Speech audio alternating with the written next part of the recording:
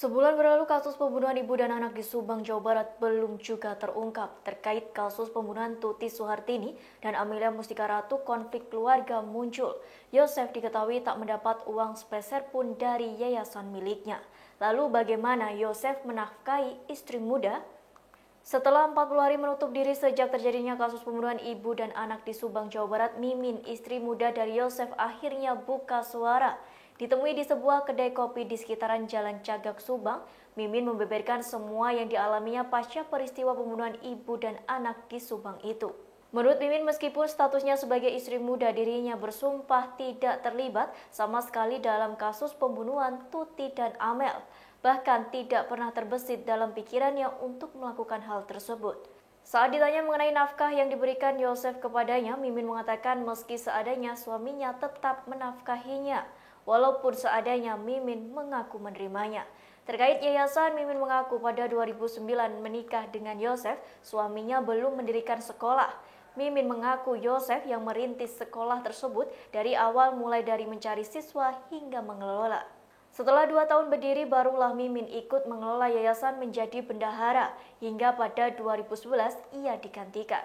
Diketahui Mimin kemudian digantikan oleh Dadang. 2017 Yosef juga pernah menjabat bendahara di yayasan tersebut.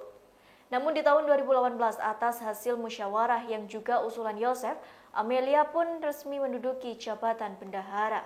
Selama menjadi saksi, Mimin telah 10 kali diperiksa polisi, bahkan handphone miliknya dan 3 handphone milik anaknya, serta motor jenis NMAX sempat disita untuk barang bukti, hingga akhirnya kini semuanya telah dikembalikan.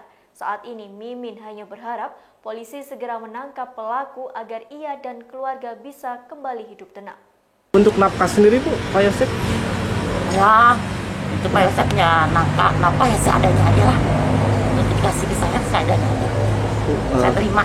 Kabarnya Ibu sempat berantem juga sama anaknya Pak Yosef, Yoris, itu bisa diceritakan?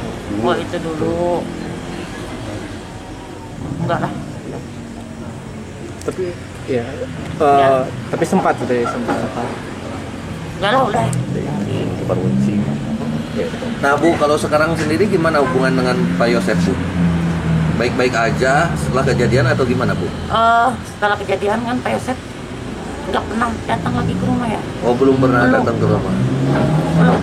Nggak ketemu paling kalau kita sama-sama. Tapi ada komunikasi ngobrol gitu Bu? Ya paling ketemu di itu aja.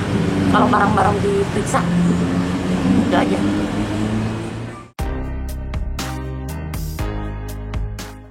Bagian Hot Topic kali ini saksikan terus berita lainnya hanya di kanal YouTube Tribun News. Terima kasih sudah nonton.